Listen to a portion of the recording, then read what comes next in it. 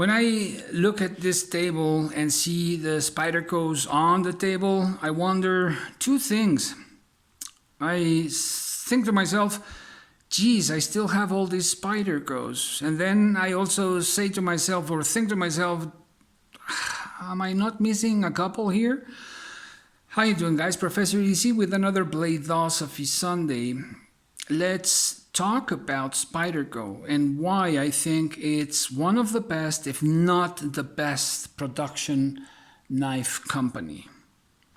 I do see that Spyderco has a lot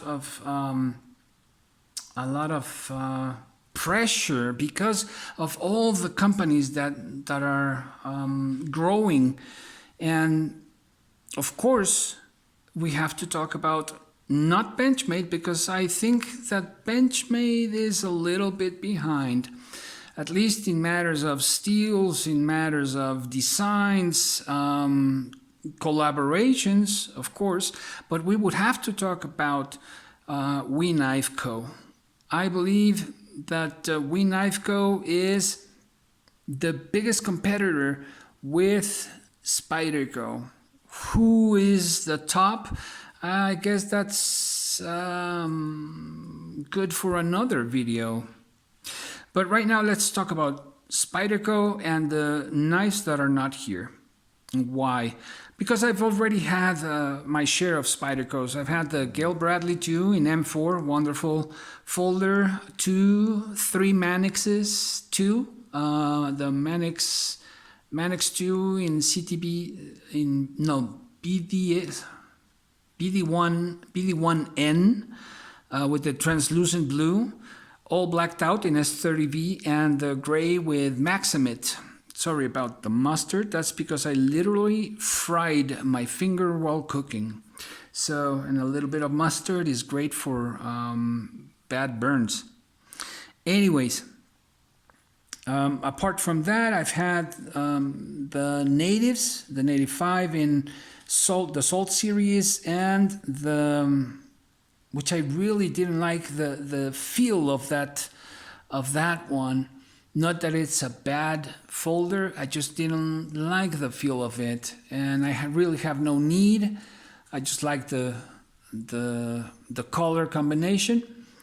But anyways, also had the Maximit Native 5. What else? What else that is not here? The Sage 5, one of the best EDC folders currently, still, I believe so, in S30B and the carbon fiber laminate. What else? This other one from this Australian, and I just said it in Spanish, and the Capara. I love the Capara. The handle is just a bit thin for me, or at that moment was, and I had to let it go. Also the Parata, I think is the name. I've had the Parata, which was a gift from my good friend Dirk Werning, and another one from Alejandro Voigt, an Argentinian designer, etc. I think I'm missing a couple of Spydercos there that I'm not mentioning, but this is what I have right now. And as you can see, well, let's start with the Endura. Here we're going to be able to see, these are in-house designs, and how do we know that? Because there's the Sal Glesser signature, and this is in K390. Yep, I switched the handle materials. I like this one better, and this was the original for a VG10 and the other one for the K390, so I switched them around. And let's pause right there for a moment. K390, a great steel, and that's one of the things about Spyderco. How they love to play, how they love to experiment with different steels. K390, S110V, S30V, LC200N, S90V, 204P, CTS-XHP, Crewware, MagnaCut. I think there is no other company that experiments with so many steels. We have the very popular case of Sean Houston, Big Brown Bear, with the 15V, and Spyderco working together with Sean Houston. That's also a great thing that we need to applaud there, to take into consideration and work with knife makers such as Sean Houston. So in order to have that that just right heat treatment on the 15V, right? But that's one of the things, and one of the most important things that we have to consider about Spyderco, just how they really love to experiment and play with steels, with different type of steels, from a 52-100 to a Rex 121. Here, the iconic PM2. In this, this is just my favorite configuration, the Blurple. I love this G10, really. And I would like to say that the knives that are not here, that I just mentioned, they're not here not because they're bad, but because I gotta keep a rotation, and and also a lot of people tell me, hey, Professor, if you ever think of selling this folder, please let me know. And so I've had to sell sometimes, even though I didn't want to, but it was necessary. For some reason, I needed the money, and there was one or two people waiting for me to sell one of those. And so in most cases, that's what has happened. But anyways, this, I just love the Blurple. This is just, man, fantastic. I really, really like it just because of that. And of course, the edge retention, the S110V. We go then, and again, in-house, there we have Eric Glasser and Sal Glasser. Here we have Sal, that's Sal's signature. One of my favorite, all-time favorite Spydercos, the Shaman. Yes, it's pronounced Shaman, not shaman, Shaman. So, the Shaman, this was the first Spyderco that really bit me, and from there, man, this, I have very clear in my mind that the moment I opened up the box and got the folder out, these two have gone through that process, that in that very instant I just fell in love with these two designs. The moment I got them out of the box, I knew that these were going to stay a long time in the collection. So is the case of the Shaman, designed by Sal Glasser. Here, another one of those things that makes Spyderco great.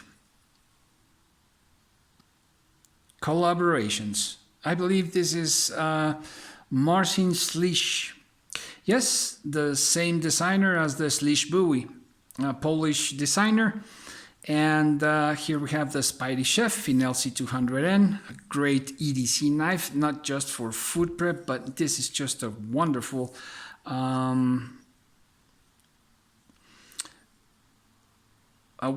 folder for everyday tasks.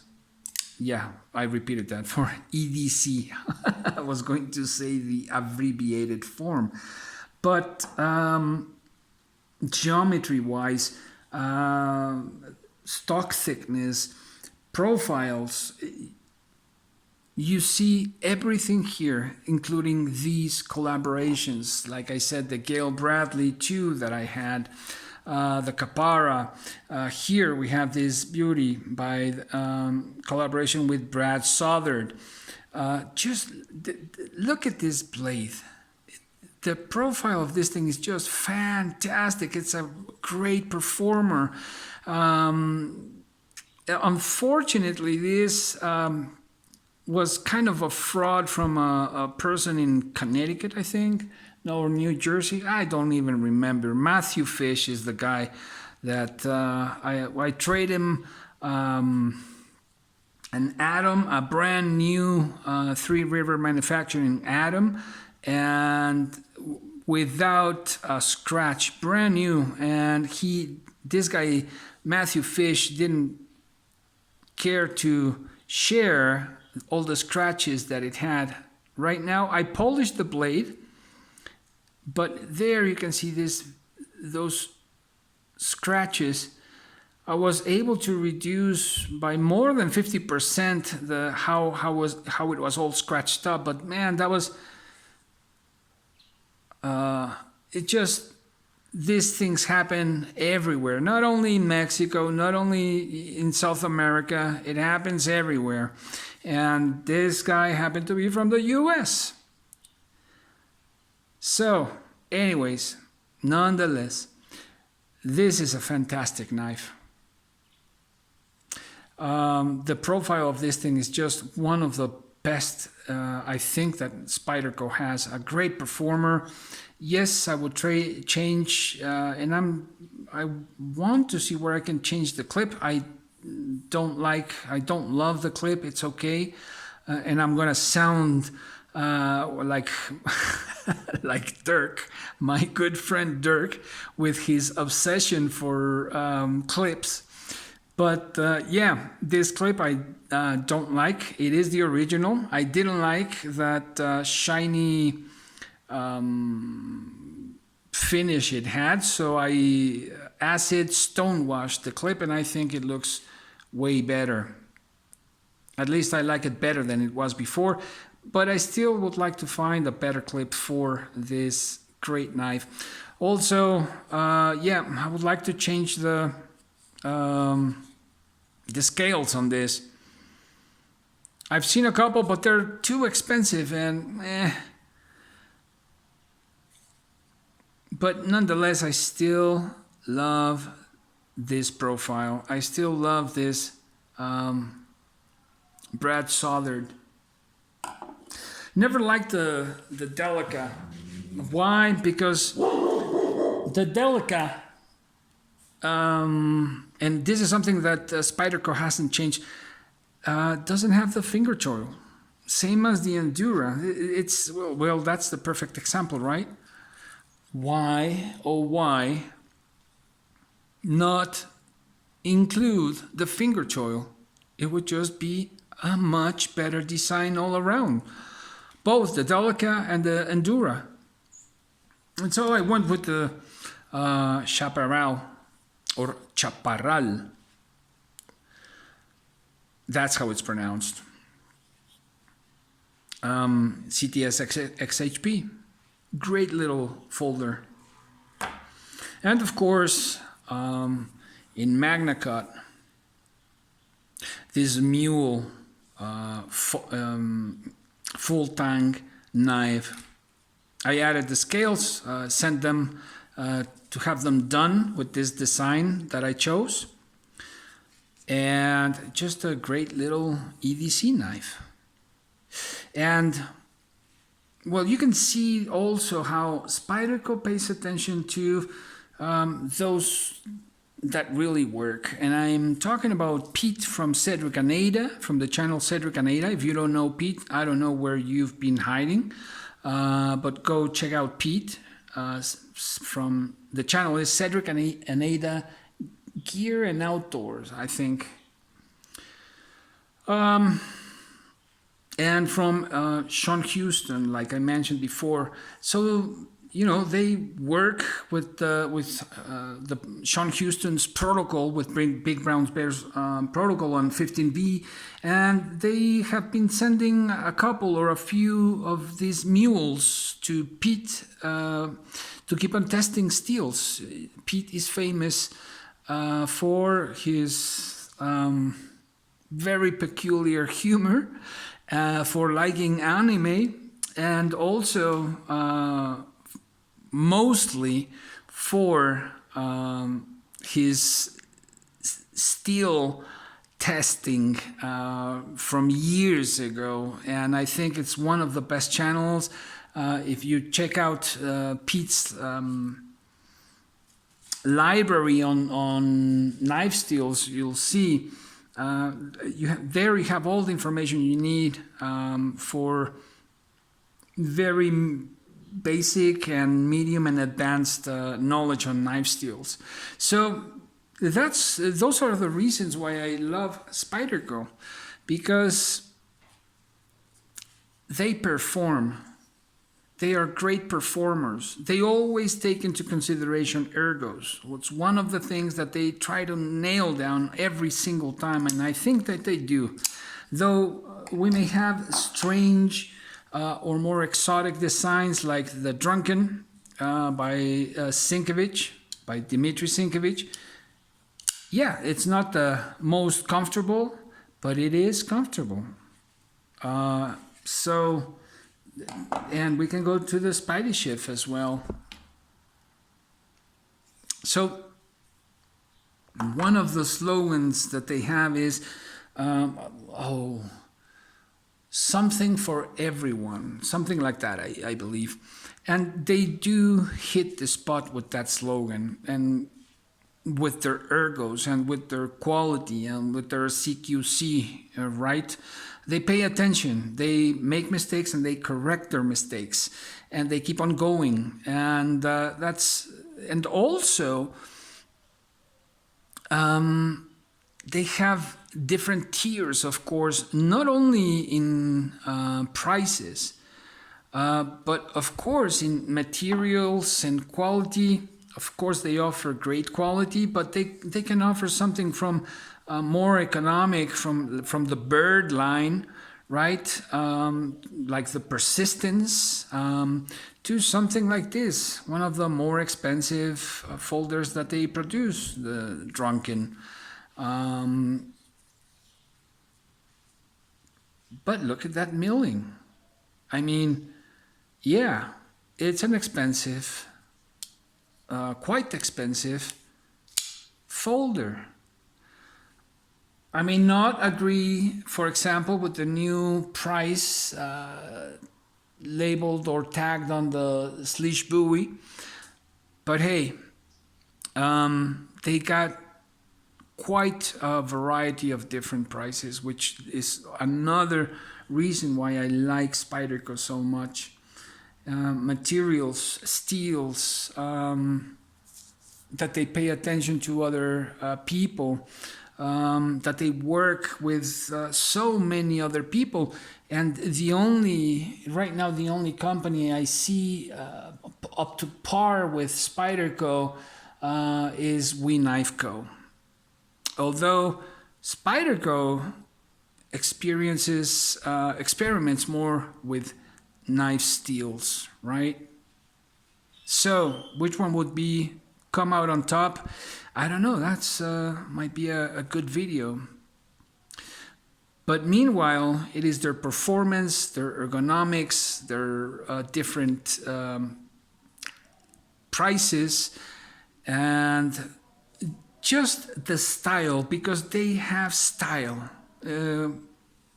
Whether we see one model or the other, in the beginning we may think they look like weird birds, right? At least that's what I thought, and what I've heard many say. But once you get one in hand that you connect with, you're gonna be hooked, and you're gonna try a second and a third Spyderco, and you're gonna find yourself having more Spydercos than any other brand in your collection, or at least that's what happened to me. You've heard the ones I've had, you see the ones I still have, and you know, there are those that I still miss the Sage, the Manix, the Capara, and there are those that I would still like to experience at some point.